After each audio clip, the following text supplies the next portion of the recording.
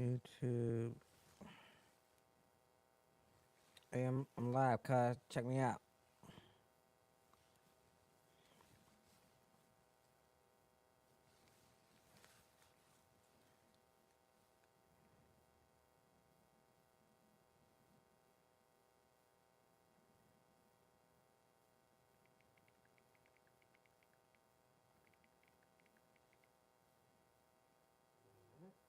You can see me?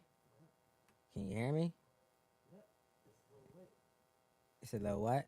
It's a little late, but I can hear you. A little late. Oh, well, yeah, because there's a delay. I'm online. You know what I mean? Like, everybody, you're listening at the same pace, everybody. It sounds like, because, you mean late between you hear me in real time and hear me on the video? Yeah, yeah, Well, yeah, of course. It's not going to be like instant. Like, it's live, but it's not like that live. All right, so the game. So you can see me switching between like or,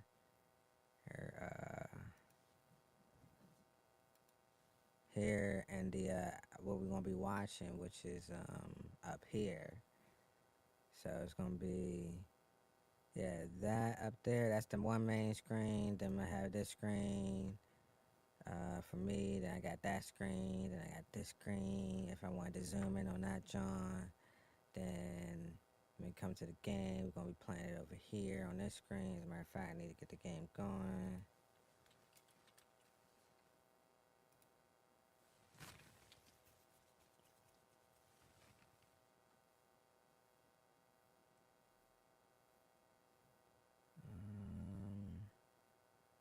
And here.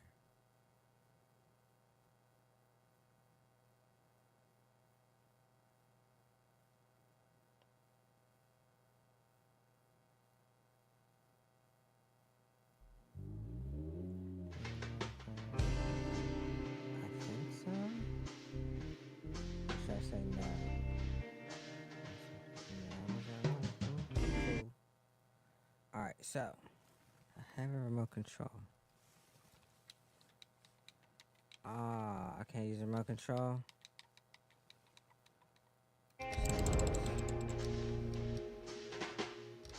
Keyboard.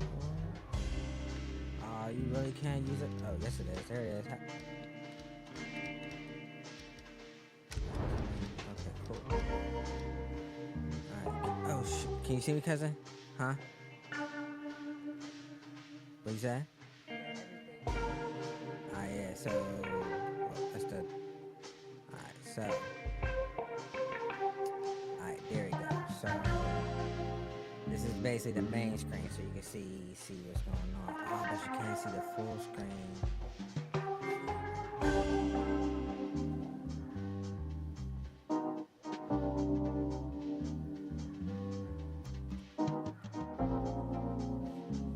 No, that's it.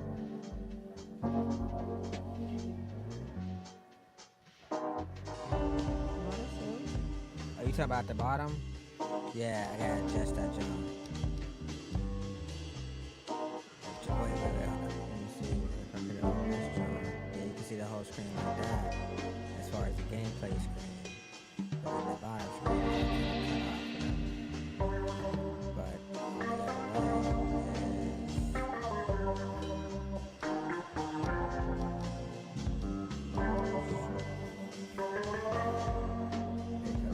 I'm about to make my adjustment right now.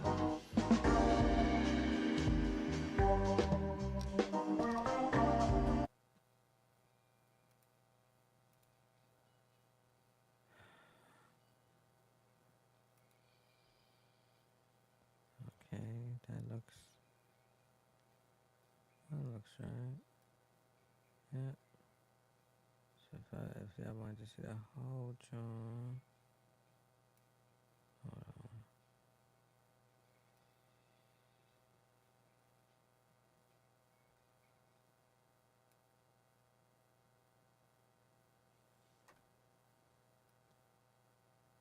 None of this stuff don't matter if you're watching it on Twitch the long ways, but when it comes to the short portrait modes, whatever, it gets a little sticky.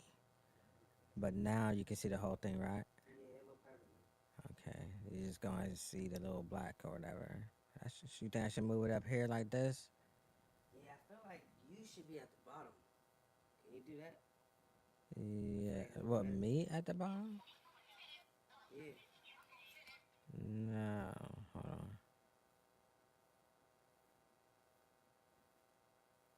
Well, no. No. Okay, so now what? I'm there the whole time. That's where I am. I'm posted. Me, my computer, and my TV screen up here.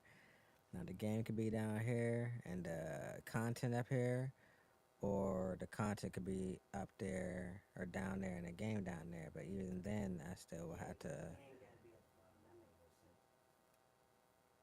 So you can see the whole video of this, and I should definitely put that in the middle.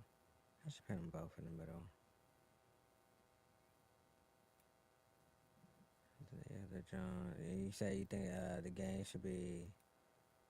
You like this screen better now with the game at the bottom? Yeah, because the video is Yeah, easier to pay attention more down. I feel that. I feel that. Yeah, I definitely feel that. Game at the bottom it is, and I can switch at any time at the push of a button, so it's never that that real. So you can see now me how I'm living now me like the shop now me, like that the whole now me the now me now me. Uh, back to that, to that, to that. Okay, so there's that, there's that, and then there's that. Okay, so since we're not playing the video right now, or whatever, and we're playing the game or whatever, I'm gonna put that up top since you already admitted it's a lot easier to pay attention to when it's on the top of the screen, right? Right. Right. So I'm gonna start the game first so I can get acclimated to the game and what it's about and how to play it and all that. And then when I get into actually, getting comfortable playing the game, then we're gonna start the story or the crime story, which is as you can see, she set him up. He did 15 years. Then he got out. He killed her and her wife. True crime story. It's not too long. It's only, I think, how long is it? It is 24 minutes, but that sounds provocative. What that is, what that mean? Okay, wait there. You want to go back? Get back. Hey, get back.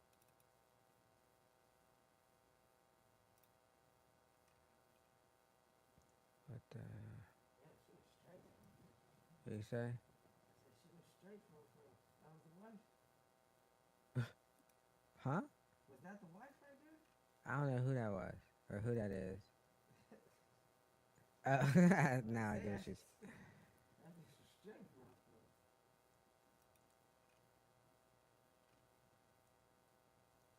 Okay, is this a delay?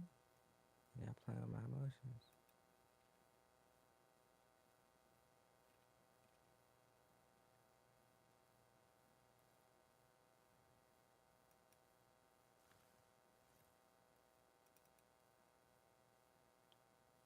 What is going on?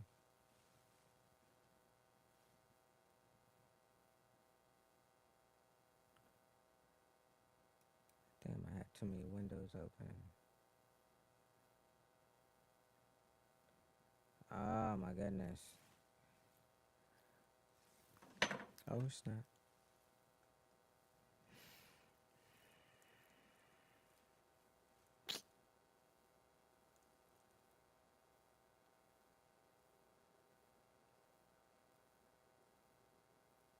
What's going on?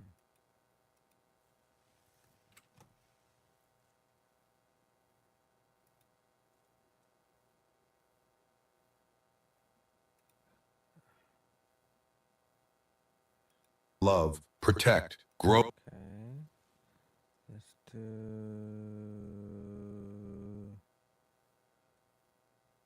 Huh.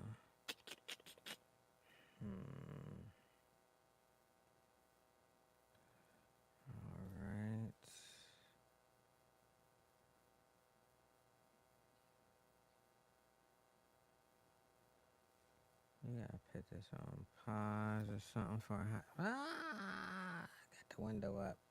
Alright, I know what to do. Pretty sure I know what to do. Okay. No. Okay, I know what to do. It's easier. I can't see. Yeah, no, I know exactly what I gotta do. It's just it's easier to do it from over here, which is here. Top screen. Okay. Okay.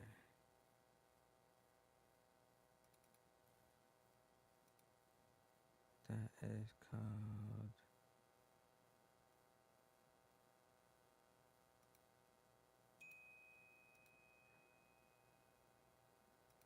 Okay. Okay. Okay. Okay. Alright, word. Alright. There it is. She set him up. He did 15 years. Mm-mm. And then he got out, killed her and her wife. Like, that's deep. Cause that 15 years did something to him. Cause he was like,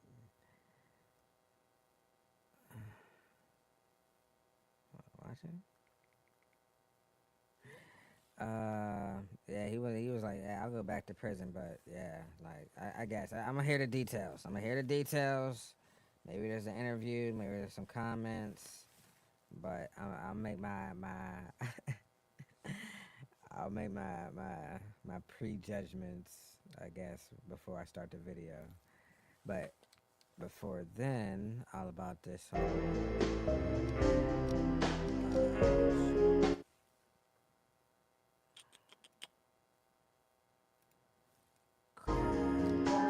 okay. I'm officially a crime scene cleaner. Well, not yet. I gotta see how this plays out. Maybe I'll just white guy.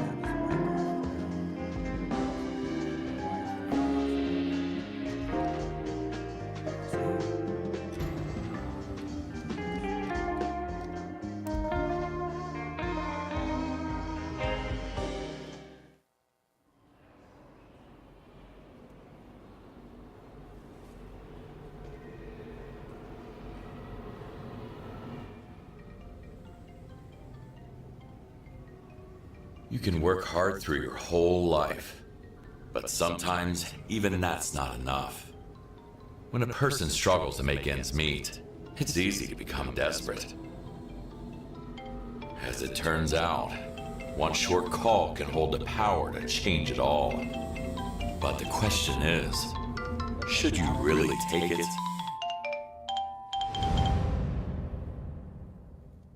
Mr. Kowalski, I fucked up. Who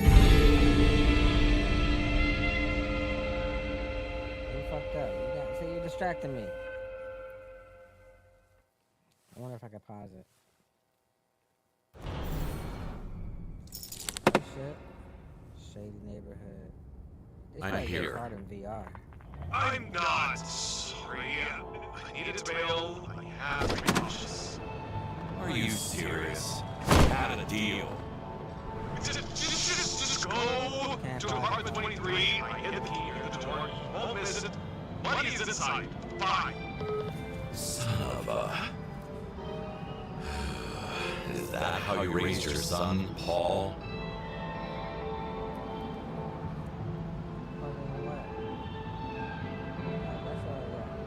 That's plugged into the game right here. I mean, you can use them too. I'm not playing that whatever until I get not into know the story on here first. Try to listen to that's what I'm saying. When I get to just the cleaning aspect, whatever, I can like take my mind off of it.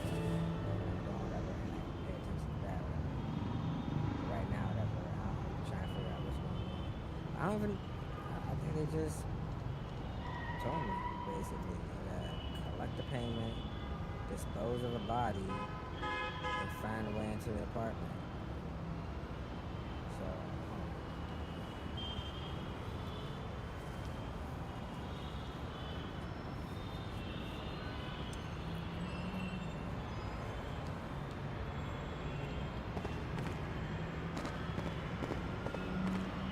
okay, well, I guess as I'm figuring this out, I can,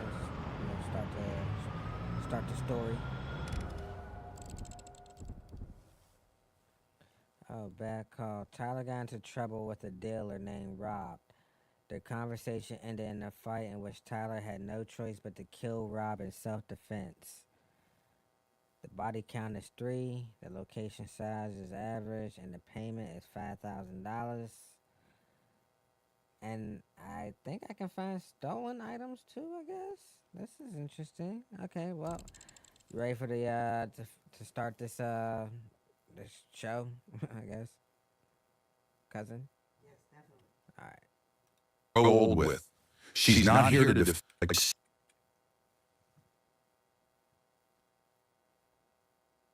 Imagine this. You're sitting in a courtroom wearing the same wrinkled suit from your arrest. The room smells like old wood and cold betrayal. And there, right across from you, is your wife. The woman you vowed to love, protect, grow old with. She's not here to defend you. She's here to point the finger. She swears on the Bible to tell the truth, the whole truth. But you know what she's saying is a lie. You know she put those drugs in your trunk. You know she called the cops. You know she did it with help from her secret lover, a woman named Tony. And the worst part? The jury believes her. That was the moment Darius Hall's life split in two. Okay, so I can see now, whatever, like the already. I thought, I mean, he went to jail on something else type shit, like he went to jail on something completely different or whatever, and she just left him and da da da. I'm like, okay, that's da da da. But she's the whole reason that. Okay, let me just. That's wild. Okay, watch party. Okay. No, this goes. I gotta look out for YouTube. Okay, right here. But this is backwards. This makes it. Yeah, okay, whatever. Let's go on YouTube. Alright, this is good. This is good. You ready? Did it with help from her Bible to tell the truth, the whole truth, who've been cold betrayal. And there, right across us. Alright, yeah. Alright, I'm just taking my sip. Imagine this. You're sitting in a courtroom wearing the same wrinkled suit from your arrest. The room smells like old wood and cold betrayal. And there, right across from you, is your wife. The woman you vowed to love, protect, grow old with. She's not here to defend you. She's here to point the finger. She swears on the Bible to tell the truth, the whole truth. But you know what she's saying is a lie. You know she put those drugs in your trunk. You know she called the cops. You know she did it with help from her secret lover, a woman named Tony. And the worst part? The jury believes her. That was the moment Darius Hall's life split in two. At 26, Darius was a youth counselor in Charlotte, North Carolina, a man who believed in second chances, who spent his days helping kids stay off the streets. But his own wife, Camille, didn't believe in him. And while she was holding his hand at dinner, she was sneaking behind his back with Tony Lattimore, a bold, street-smart nurse who didn't like men, didn't trust them, and definitely didn't want Camille married to one. Together, they buried him with lies. 15 years behind bars. And when Darius got out, he didn't come home to forgive. He came to finish the story they started. This story? It'll stay with you. If you're ready for a tale of betrayal, revenge, and a truth that came too late, hit that subscribe button like this video and stay locked in. Before everything went sideways, Darius Hall was just a good man trying to do right. At 26, he worked full-time at a youth center on the east side of Charlotte, North Carolina, mentoring teens, running basketball programs, helping kids avoid the same mistakes he once made.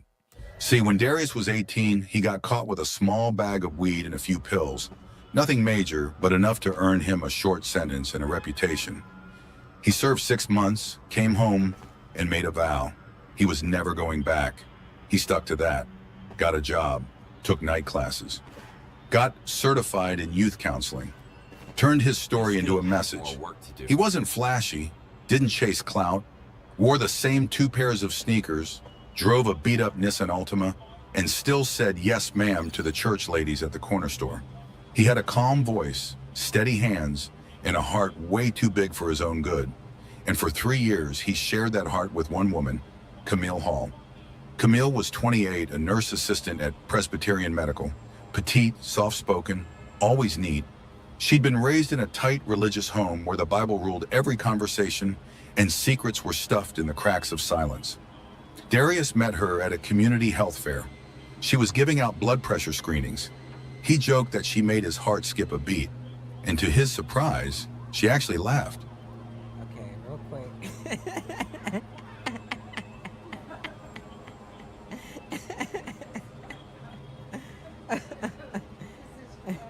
Oh, you need a mic, cuz. Here, take this mic. Like, you want a mic? Yeah, I need, yeah, hop on.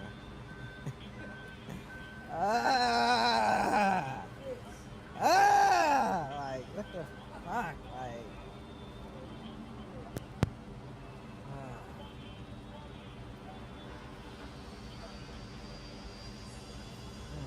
I was gonna say, be like, hold up.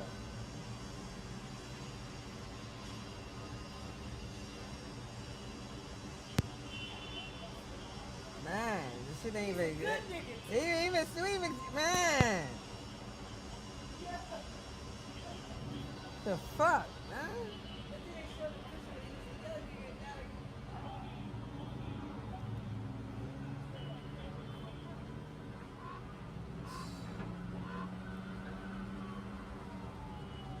Man.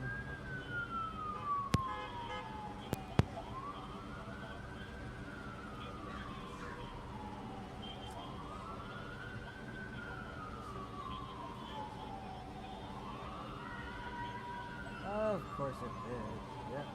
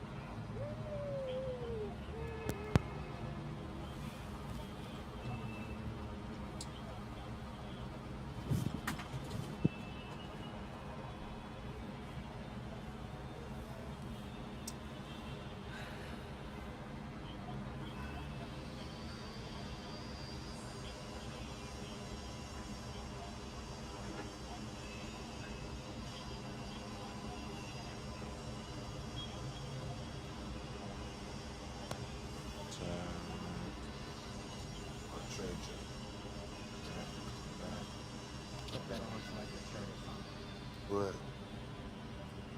Right. Like right on your collar. Shit, to make the house real quick. What you say? It look like some house arrest shit or something. Man, fucking mind. Yeah, right. Alright, work. Now, you're not on video because you don't want to be on video, but you are audibly on, can be heard now. But yeah, I wanted to pause for a second because it was a while ago that I found, well, I ain't gonna say I found out, but I heard how, I guess, no offense to the community, but how treacherous nurses are, apparently.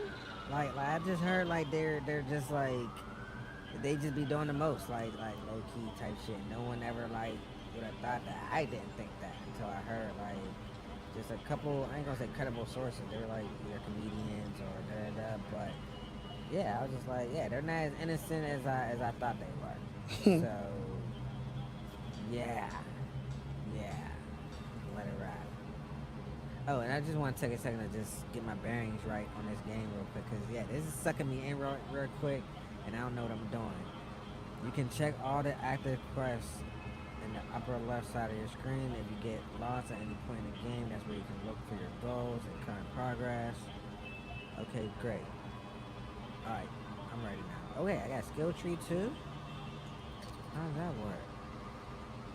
Can't switch to a mission, but increase duration of clean sense. Reduce cooldown on cleaners. Damn, I got a certain amount of time to clean? Organizers, hey, this is crazy. It weakens nearby stains and time. Okay, yeah, I'm definitely on a time frame. I thought I was gonna be able to relax and fucking, know what I mean, play the game and clean. Like, that's the whole. Okay. Probably got a gun to my head and shit. Like, you got 2 hours to clean this job. You're gonna sleep with the fishes. Alright, anyway. Cement shoes and all that. You know about the cement shoes? Yep. Huh? Okay. Alright. Swear, that's why I laughed when you said sleep with the fishes. Shit. Man, that's some cruel ass shit, man. That's some patient ass shit too. Cause you gotta sit there and wait for a motherfucking shit to dry. Like how, you gotta be really mad. Like to sit there and wait for shit to dry. That's deep. All right, ready? Mm-hmm. That was the start. They fell into love like folks who didn't know any better. Fast, warm, and all in. 2 months later, they moved in together. 6 months after that, they got married at a courthouse with his sister and her cousin as witnesses. No big ceremony, just rings, smiles, and promises whispered in the hallway when no one was listening. But marriage was different. At first it was small things. Camille stopped laughing. She'd come home from work and sit in silence, said she was tired, claimed she was stressed. When Darius asked what was wrong, she'd shrug. Nothing. When he tried to plan dates, she'd say she wasn't in the mood. She was moody, distant, and guarded in ways she hadn't been before. At night, she faced the wall in bed. He chalked it up to work pressure, told himself maybe she needed space. So he gave her patience. Flowers on Fridays, back rubs on Sundays, homemade chicken soup on Wednesdays after her long shifts. But the wall between them kept getting taller. Then came Tony Lattimore. Camille met Tony through the hospital. Tony worked the ER night shift. She was everything Camille wasn't. Bold, loud, confident, tattoos on her arm, box braids down her back, gold hoops in her ears, and a smile that said, "I don't care what you think about me." She walked like she owned the world. At first, Camille mentioned her casually. "Tony said the funniest thing today. Tony made me this playlist. Tony thinks I should cut my hair." Darius listened, nodded. Figured his wife finally had a work friend she could vibe with, but it didn't take long before things felt off. Camille started coming home late, said she was helping Tony move or grabbing a drink after work. She'd disappear on her off days without telling Darius where she was going. Her phone was always face down. She changed her passcode. Darius wasn't the jealous type, but he wasn't stupid either. One night he asked straight up, "You and Tony got something going on?" Camille blinked. "What?" "I'm asking you a question." She laughed, not the kind laugh, the kind that cuts. "You're paranoid," she said, rolling her eyes. "You always looking for something that ain't there." "But is it there?" he pressed. "No," she said sharp. "And I'm tired of defending every friendship I have." "You're suffocating me, Darius." That shut the conversation down. From then on, Camille moved like a ghost. She left early, came home late, stopped talking altogether. Sometimes Darius would wake up in the middle of the night and find her standing by the kitchen sink in the dark. Just staring out the window, he asked if she was okay. She said she was just tired, always tired. Then she started missing work. It happened once, then again, then 3 times in 1 week. When Darius asked what was going on, she said she was feeling depressed, said she might need time off. Darius told her to take it. He encouraged therapy, He offered to help cover the bills, anything to bring her back to him. But she wasn't trying to come back. He didn't know it yet, but Camille wasn't depressed. She was done. The only reason she stayed was because leaving would be messy. She didn't want to explain the truth to her parents. Didn't want to say she'd fallen for a woman. Didn't want to face the judgment. She wanted freedom without the shame. And Tony? She had a plan for that. The affair had started quiet. A few drinks, a few laughs, a touch on the shoulder that lingered too long. But once the line was crossed, there was no going back. Camille was in love. Not the complicated love she had with Darius, built on survival, guilt, and duty. No, this was different. This was fire and freedom and finally feeling like herself. But it came with a cost. Camille knew what leaving would mean. Her parents would disown her. The church folks would whisper. Her name would burn in the mouths of people who once clapped for her wedding. And then there was Darius. He'd never hurt her, never raised his voice.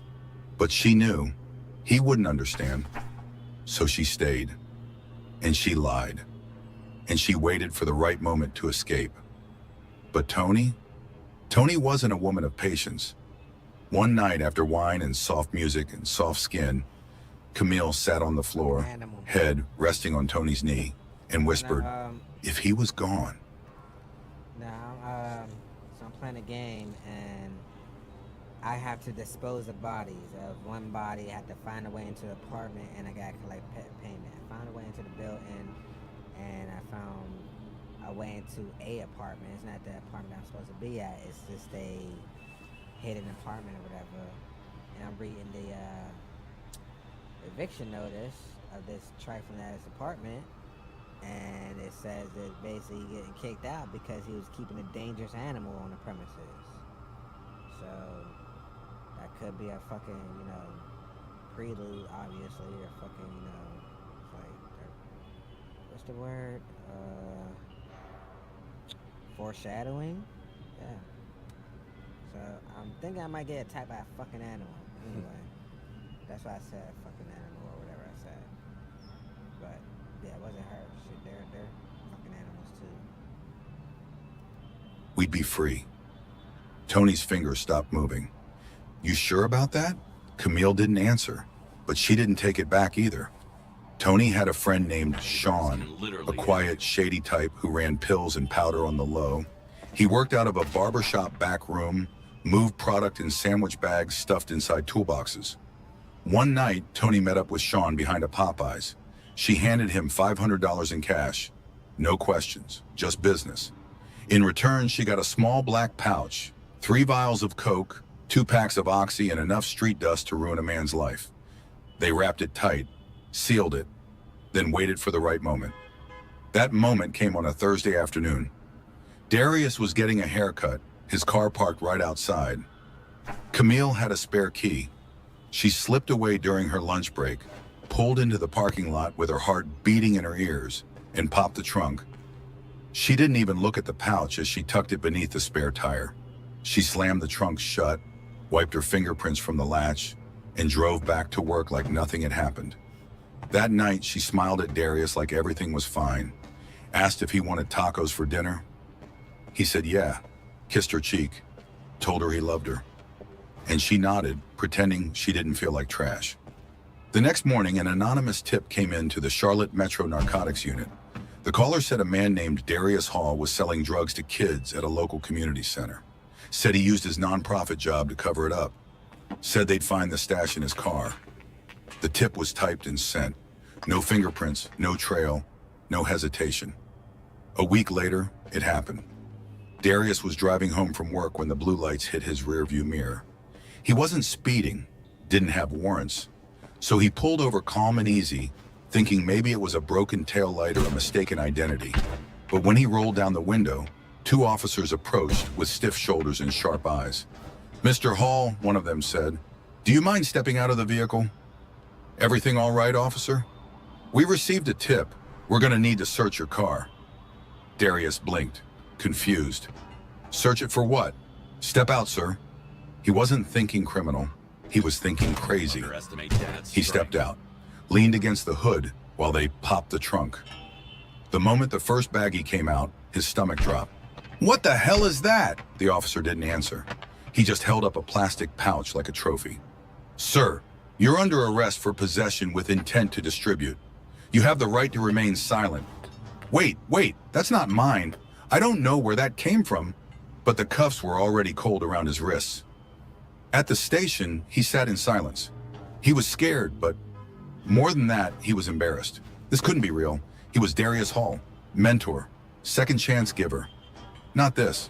Then Camille walked in, tears already in her eyes, hair pulled into a tight bun, scrubs still on. She looked like a woman in shock. "I just found out," she told the detective. "He's been acting strange. I think he's been selling stuff at the center." Darius's mouth went dry. "Camille?" She didn't even look at him.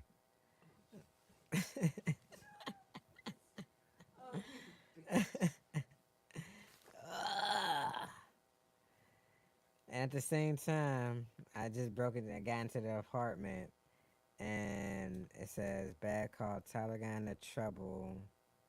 Oh yeah, no, that's the same thing. Yeah, with a dealer. So yeah, this is about a dealer. Just yeah, it kind of coincides. I mean, as far as drugs being involved, but yeah. Oh my goodness. Later, she told the DA she'd found pills in his gym bag weeks ago. Said he had a past, had been arrested before. Said she thought he'd changed, but now she wasn't so sure. They offered her a deal, testify, and they'd leave her name clean. She agreed without flinching. The trial was quick and brutal. The jury didn't need much. Black man, prior drug charge, a bag of product in his trunk, a wife crying on the witness stand, swearing she never imagined he'd go back to that life. The prosecutor painted him like a two-faced snake, mentor by day, dealer by night. Darius sat through it all like a man in a dream.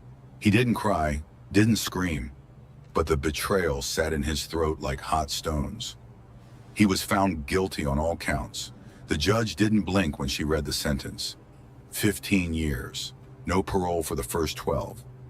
When the bailiff took him away, Darius didn't even look back, because the one person he thought would be standing behind him was the one who buried him in the first place. They sent him to Caldwell Correctional, a medium security prison with high walls and low mercy. First week in, he got jumped in the shower by 3 guys who thought he looked too clean, broke 2 ribs and lost a tooth before the guards even noticed. That's when he learned the first rule of prison: don't trust silence. Second rule, don't act soft. Darius kept his head down after that, ate fast, slept light, talked only when necessary. He volunteered for janitor duty, stuck close to old heads who didn't want trouble.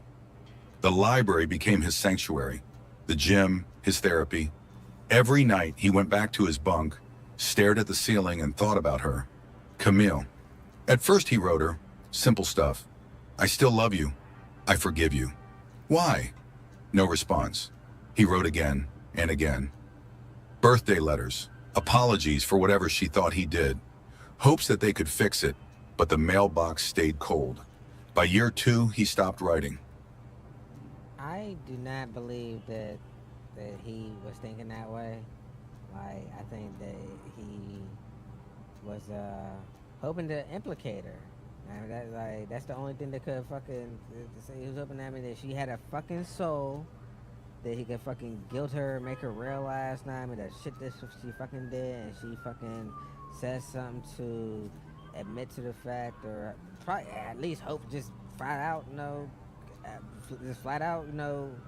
admit it and just come clean type shit and get him out of there, and at least admit to it partially to the point where he can take that to his lawyer, like, ew, what's up, type shit, or whatever. But no, I don't think he was still fucking in love and seeking fucking forgiveness for what he know he didn't fucking do. Like, fuck no, like, nah, he was already thinking strategically, you know what I mean, like back then. And maybe if she would have fucking, gave a fuck a little bit back then, he wouldn't have went to there, like, type shit, like, whatever. Like, we'll see. Time moved funny in prison. Fast when things were bad. Slow when they were worse. Year 7, the phone rang in the middle of the night. A guard called him to the office. "Your mama passed," the man said flatly. "She had a heart attack." Darius just stood there nodding. "Can I go to the funeral?" The guard looked up. "Not on your sentence, sorry." That night, Darius didn't eat, didn't speak, just sat in the corner of the cell, staring at the wall until morning. His mama was the only person who ever believed in him without conditions. And he couldn't even say goodbye. By year 9, he stopped calling people, stopped trying to reach out. But then, during a game of spades in the rec yard, an old friend from Charlotte walked up and said something that rewired his brain. "You heard about Camille?" Darius didn't even flinch. "What about her?" "She's down in Georgia now. Savannah, I think, living with some woman." A long pause. "You remember that chick she used to hang with? Tony?" The name hit him like a stone to the chest. Yeah. He remembered Tony. From that day on, something in Darius shifted. He didn't yell, didn't snap, but the way he moved changed. The calm, quiet man became colder. His heart turned into a blueprint. His days became strategy. By the time year 15 rolled around, Darius Hall wasn't the same man. He walked different, talked different, looked in the mirror like he didn't recognize himself, but didn't hate what he saw. Bearded, hardened, 41 years old, wiser, colder. The guards opened the gate that final morning like it was any other day. "You got people picking you up?" one of them asked. Darius just shook his head. "I'll find my way." And just like that, he stepped into the sun. No balloons, no hugs, just air that didn't smell like bleach and steel. But something sat heavy in his chest. Not freedom, purpose. Because while the world moved on without him, Darius had spent 15 years with one question on repeat: why? And he was ready to find the answer.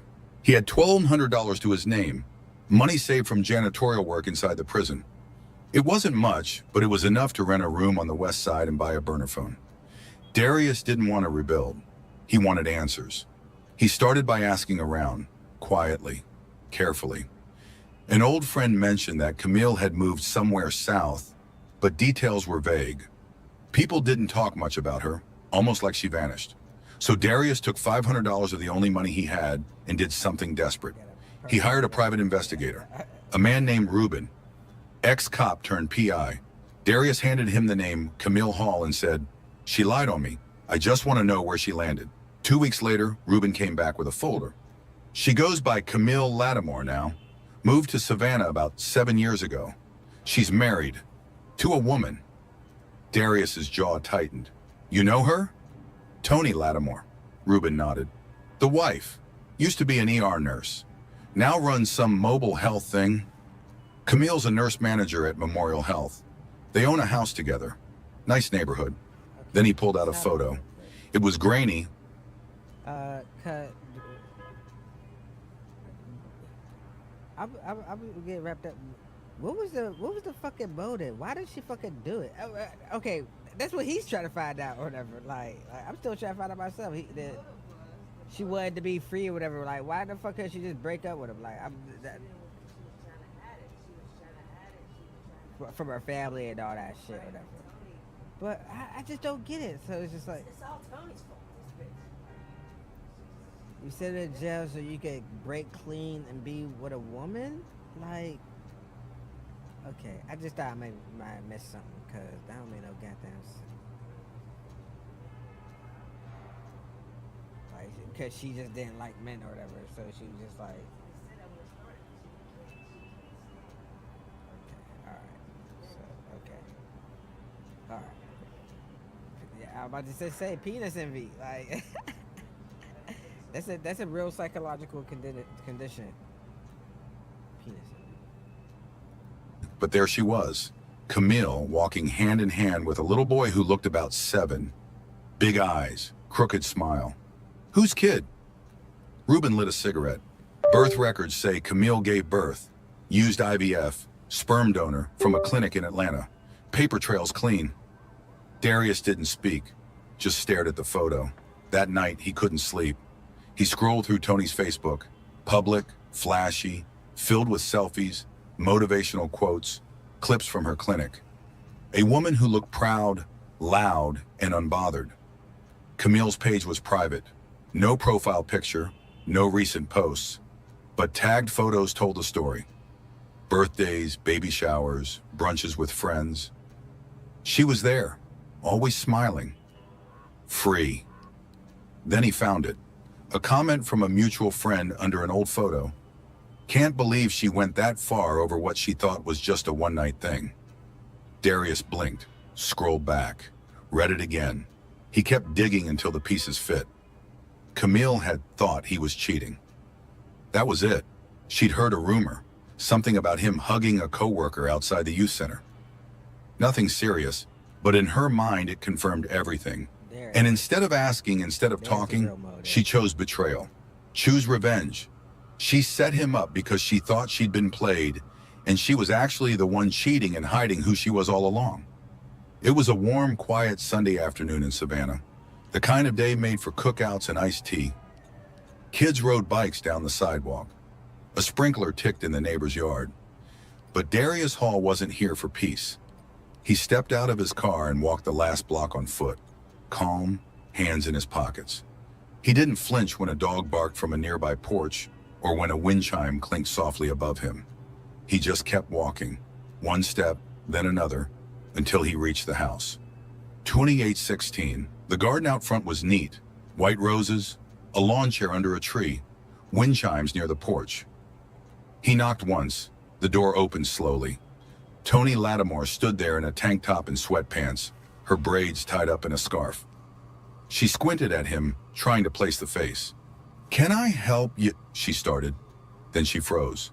Her jaw tightened. Her eyes widened, then narrowed. Behind her, Camille walked into view, holding a glass of lemonade with slices of strawberry floating on top. She stopped cold. The glass tipped in her hand and shattered against the floor. "Darius," she whispered. He smiled, but it wasn't a happy smile. 15 years, he said, voice steady. "Y'all sleep good at night?" Camille's lips parted, but no words came. I didn't mean for it to go like that," she stammered. "You have to believe me." Toni moved, hands sliding toward her phone on the entry table. Darius reached into his jacket and pulled out a Glock 9mm, matte black and clean. "Don't," he said quietly. "Sit down." They did, in the living room now. Camille trembling. Toni sitting stiff, fists clenched.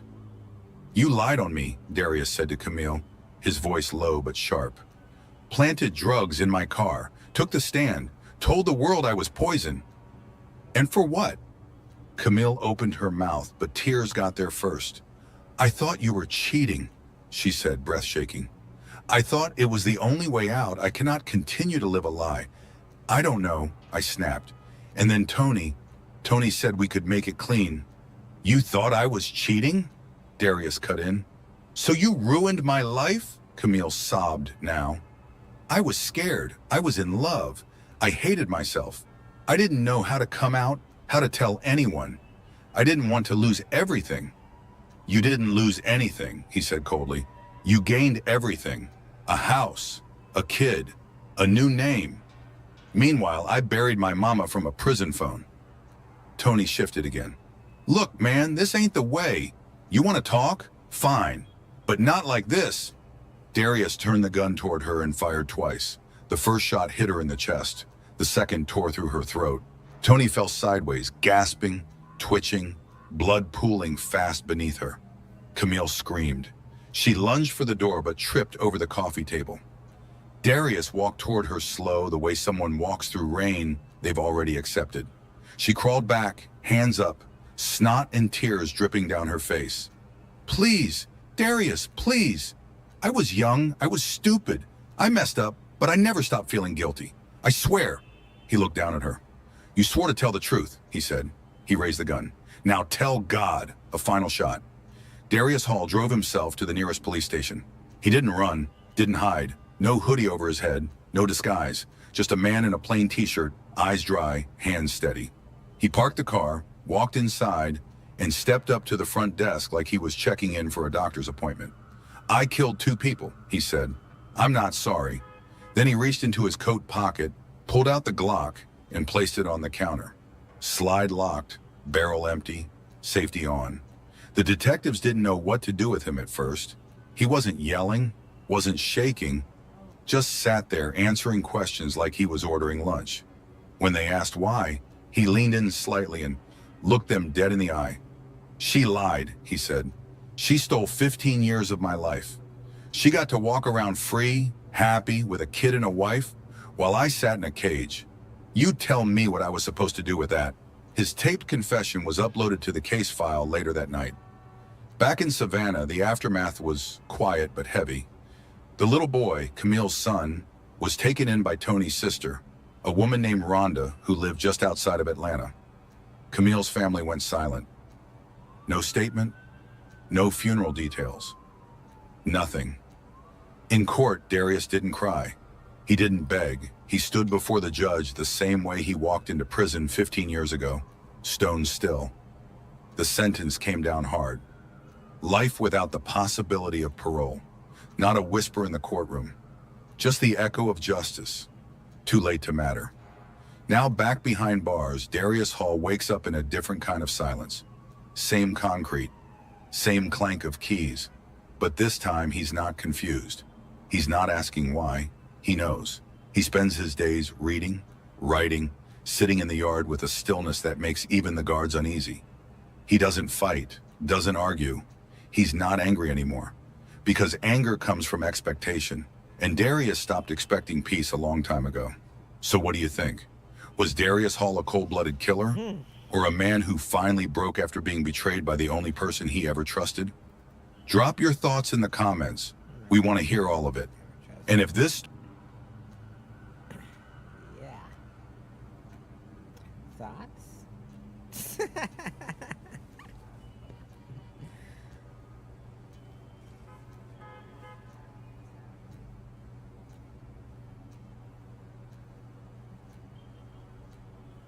That's like that Mike Tyson shit. He said, like, I might as well have raped you.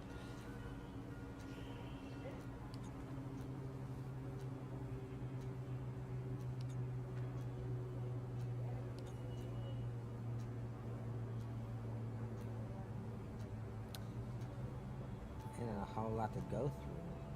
Not only what you missed out on, like you got like assaulted like day one type shit, like early.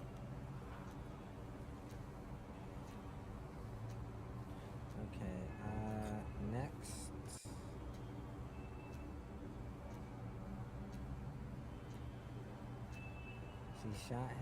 She shot him after he found the messages that what?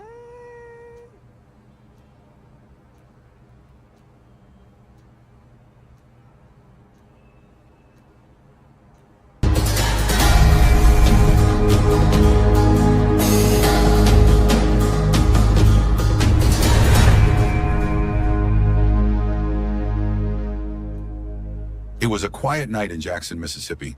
The kind of night where everything seems still, calm, and full of promise. But then, the silence was shattered. A single gunshot pierced the air, echoing through the quiet streets. In the blink of an eye, everything changed. Inside a home once filled with love and laughter, a woman stood over her husband's lifeless body. Desperation filled her eyes as she frantically dialed 911. "Send help, please," she begged, her voice shaking as she began CPR on the man she once called her partner, the father of her future. But it was too late. Damon Reed, 33, was gone.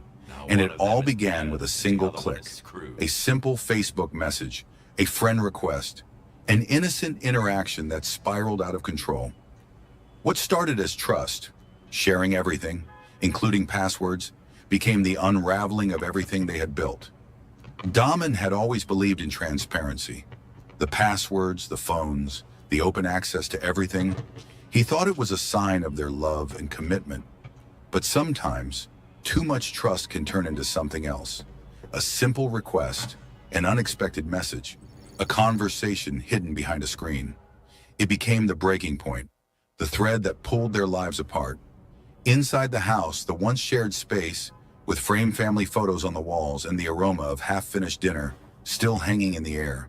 The life they'd built together was now destroyed in a moment of jealousy, anger, and a misunderstanding that could not be undone. Damon's discovery of that message would set off a chain of events that no one could have predicted. The digital age had brought them together in ways they never thought would tear them apart. What started as a simple question, a digital curiosity, "Who is this?" turned into accusations. Accusations turned into an argument turned into violence. And in an instant, trust was shattered beyond repair. But here's the thing, it wasn't just about that one message. It wasn't even about that one night. This was about something much deeper. A relationship built on secrecy, on control, and on misunderstandings that had been growing for months, maybe even years. If you've ever wondered how small actions can spiral into irreversible consequences, this is the story for you. Hit subscribe because you won't want to miss how this tragic night unfolded. Damon Reed and Rashawn Wallace seemed like the perfect couple. At 33, Damon was a tech-savvy professional, always on top of his game.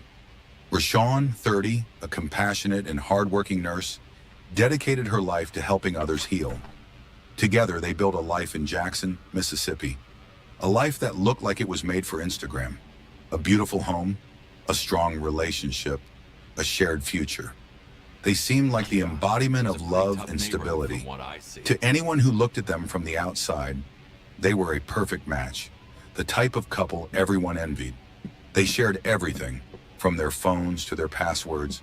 They believed in complete transparency. No secrets, no hidden corners of their lives. If you have nothing to hide, why keep it locked away? That was their motto. In a world where privacy often holds the key to keeping relationships intact, Damon and Rashawn took the opposite approach. They believed openness was the ultimate sign of their commitment. It was their way of saying, we trust each other, fully and completely. They had each other's passwords to social media accounts, email, and even bank information. It was supposed to be the epitome of trust. Every password shared, every phone unlocked, was a sign of how close they were. This openness, they thought, would keep them safe, keep their relationship strong. But trust is a fragile thing. It's easy to say, I trust you when things are going well, when life is flowing smoothly. But what happens when one partner stumbles upon something unexpected? When one simple thing, an email, a message, a phone call, suddenly puts everything in question? Damon, for the most part, felt secure. His relationship with Rashawn felt like it was built to last. He had no reason to doubt her, no reason to question their future. But over time, small things began to stir inside him. His friends had started whispering, whispers about their relationship, about her privacy, about things that didn't quite add up. He brushed them off, chalking it up to jealousy or envy from people who didn't understand what they had. After all, he trusted Rashawn with everything. But could that be enough? One evening, Damon sat in the living room, the soft glow of his phone illuminating his face. His fingers hovered over the screen as he scrolled through Rashawn's Facebook, something he did out of habit, trust, or perhaps curiosity. They shared everything after all. He'd never had reason to question her, but that night something felt off. There it was, a notification that caught his attention. A friend request from a name he didn't recognize. The user profile was sparse, just a few shared posts and no clear connection to their lives. Damon tapped on the profile, feeling an unsettling sensation creep up his spine. As he scrolled further, his heart skipped a beat. There were private messages, a conversation between Rashawn and this stranger, one that seemed intimate. Was it flirtatious? Casual? He couldn't tell. The words blurred together, but the impact was undeniable. A sinking feeling formed in his stomach. Why hadn't Rashawn told him about this? Was this the betrayal he feared? Damon stared at the screen, trying to make sense of the messages. Had she crossed a line? Was it all in his head? He had no clear answers, but a cloud of doubt had descended. His mind raced, and his hand trembled slightly as he set the phone down on the coffee table. A wave of frustration hit him. He could feel it, rising in his chest, bubbling to the surface. When Rashawn returned home from her shift, the tension was thick in the air. Damon had barely spoken a word to her all evening, and the silence was deafening. His thoughts were consumed by the message he had seen, the trust they'd built, The openness they'd shared suddenly felt like it was all built on shaky ground. What's wrong I say a lighter, cousin.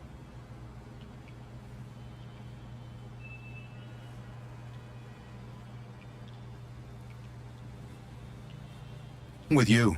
Rashawn asked as she walked into the living room, her eyes scanning the room, looking for answers. The usual warmth in her voice was gone, replaced with confusion. But when she saw Daman sitting there, his gaze fixed on her, she felt a chill. Something was wrong. Why didn't you tell me about him?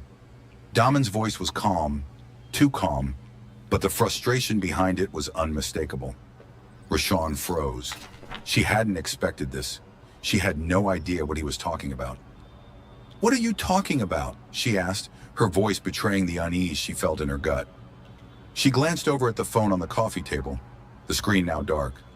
The friend request, the messages. Tyler owed him a Who is lot he? of money. Daman demanded, That's his what eyes the beef was narrowing. about. Rashawn's face went pale. She hadn't expected him to find out this way. It had been a simple conversation, nothing to hide. But as Daman's words rang through the air, she realized she couldn't just brush it off. I didn't think it was anything, Rashawn stammered. It was just a message, nothing serious. Just someone I used to know. But Daman's eyes didn't soften. At least he didn't He wasn't screw me convinced. over. The doubt that had settled in his heart began to fester. His emotions were shifting from hurt to anger. Why didn't you tell me about him? He pressed, his voice rising. Why keep it a secret? I didn't think it mattered, Rashawn said, her voice faltering. But the damage was done. She could see the distrust growing in Daman's eyes, the way his anger built with each word. What else are you hiding, Rashawn? Daman spat, his words sharp, cutting deeper than she expected. What do you want from me? Rashawn shouted, now defensive. I'm not hiding anything. It's just a stupid message. You're blowing this out of proportion. But Daman wasn't listening anymore. The trust they had built, the foundation of their relationship, was slipping through his fingers.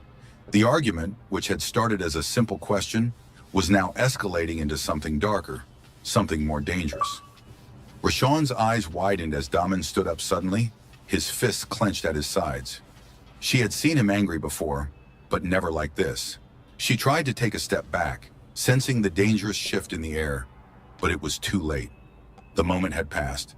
The shouting continued, both voices rising, until something in Daman snapped. In a split second, a conversation about a message spiraled into an uncontrollable confrontation. Rashawn tried to back away, but he closed the gap between them, pushing her into a corner. Everything moved too fast. What started as a heated exchange quickly became something darker. A misunderstanding had fueled the flames, and now emotions had taken over. There was no way out. In that moment, the love they once shared seemed to disappear. She backed into the corner, instinctively putting distance between herself and the man she had once loved. His eyes were wild, his fists clenched. Stop! Please, just stop, she pleaded, her voice shaky. But it was no use. The words seemed to have no impact. Daman took another step forward, his anger boiling over. Rashawn's mind raced as she thought back to the years of training she had as a nurse. She had seen countless people in pain, heard endless cries for help, but never had she faced a threat like this. She knew what danger looked like. She had been trained to assess situations, to remain calm in the face of chaos. But in that moment, she wasn't sure she could trust her own instincts. Her heart pounded harder in her chest. In a split second, she made a choice. Rashawn grabbed the gun from the drawer, her hands trembling slightly as she pulled it from its hiding place. It was registered, legal, and something she had kept in case of emergencies. But this wasn't the emergency she had ever imagined. With the gun in her hand, she aimed it toward Daman, her finger wrapped around the trigger. Stop! Stay back! She shouted, hoping, praying that the warning shot would be enough to end this. She pulled the trigger. The sound of the gunshot rang through the room like an explosion. The noise was deafening, but it didn't do what Rashawn had hoped. Daman didn't stop. He didn't flinch. His gaze didn't soften. Instead, he took another step forward, unfazed by the shot that had been fired as a warning. He kept coming. The rage in his eyes burned brighter than ever. In that moment, Rashawn's world began to collapse. The warning shot hadn't worked. Daman didn't listen. The fear that had been growing in her chest erupted into panic. She knew he wasn't stopping, And in the back of her mind, she understood that if he reached her, there was no telling what would happen next. A second shot rang out. The sound seemed to freeze the world around them. It wasn't just a noise. It was the breaking of everything they had once built together. The moment the bullet left the gun, Rashawn felt an overwhelming sense of finality. She knew it was too late for them. She knew deep down that the love they had shared was gone, shattered by a series of decisions and missteps. As the gunshot echoed through the room, Rashawn's body went cold. Damon's eyes locked with hers, but there was no turning back now. He crumpled to the floor, and the weight of what had just happened settled on her shoulders. The adrenaline that had kept her moving suddenly faded, and she was left with the horrible reality of the situation. She had acted out of fear. But now as she knelt beside him, the woman who once saved lives was the one who had taken one. The room was silent, save for the sound of her own breath, shallow and quick. Rashawn realized that there was no going back. The world had just changed forever, and in the quiet aftermath, she was left to face the consequences. Was it self-defense, or was there something darker beneath the surface? Rashawn dialed 911, her fingers trembling as the phone rang. "Please, send help," she said, her voice steady but barely masking the panic. "My husband, he's been shot. I need an ambulance. Please." She dropped the phone for a moment and quickly moved to Damon's side, beginning CPR. She could hear the 911 dispatcher's calm, authoritative voice in her ear, but her focus was entirely on him. She knew how to do this, how to save a life, but this was different. She had never imagined it would be her own husband lying before her, fighting for his life. "Push, release, push," she whispered to herself, the motions automatic. She was so used to this rhythm, had done it countless times in her nursing career, but this time it felt different. Every push felt like a futile attempt to bring him back. Her emotions were raw, and with each failed attempt to revive him, her hopes slipped further away. The operator counted in the background, but the minutes stretched on. Each second seemed to drag, and Rashawn's movements slowed as the reality of what had happened sank in. The blood pooling around Damon's body told her what her heart already knew. It was too late. The wail of sirens in the distance was a cruel reminder that she was no longer in control. When the paramedics finally arrived, they took over the CPR, their experienced hands moving in perfect sync. But it was clear.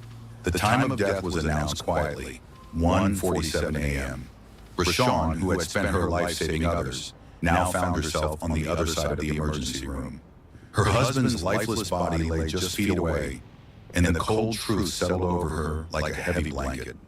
She had never imagined a moment like this, never thought that her training could be twisted into something so devastating.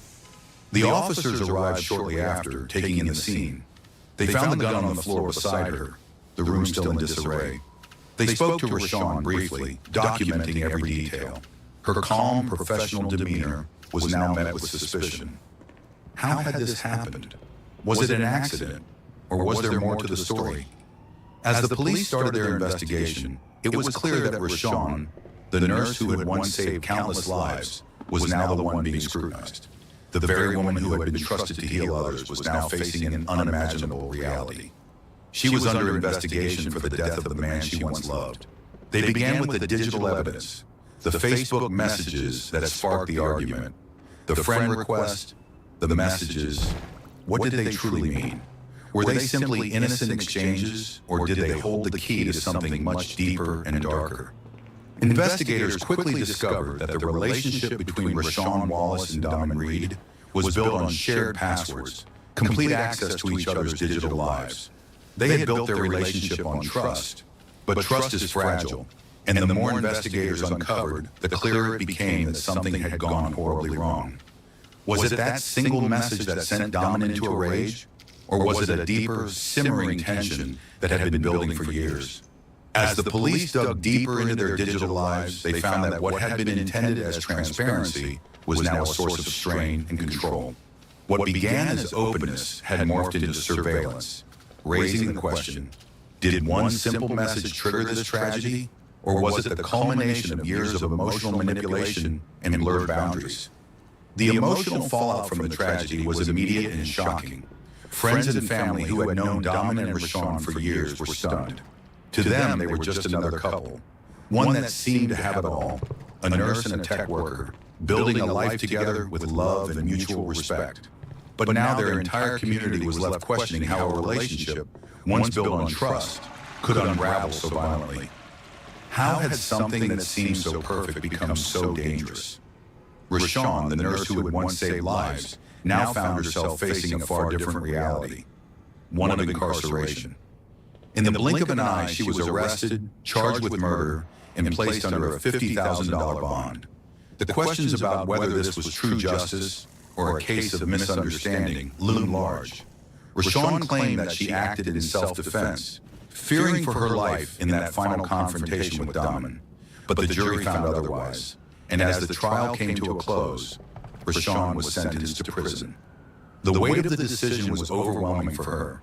She never intended to hurt the man she loved, but in a moment of fear and desperation, everything changed. This case forces us to confront just how fragile trust can be in relationships. One simple message, one misunderstanding, one moment of desperation, and a life was lost. It highlights the destructive power of secrecy, emotional manipulation, and control. In the digital age, where privacy is often compromised, how much do we truly know the people closest to us? The tragedy of Daman Reed's death raises the question, could this have been prevented? Could the relationship have been saved before it spiraled out of control? If Daman hadn't discovered that Facebook message, would things have played out differently? Or was this a time bomb waiting to explode? In this digital age where privacy and trust are often blurred, one simple click can change everything. If this story made you reflect on your own relationships, hit that like button and share your thoughts below. How much privacy do you believe is necessary in a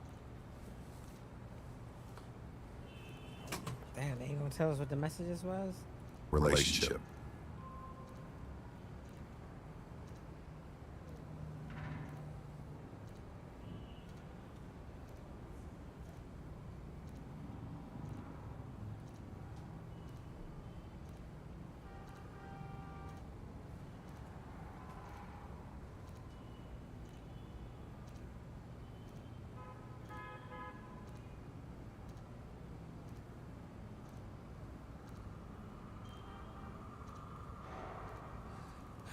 In my room. I'm about to go to sleep. I'm tired.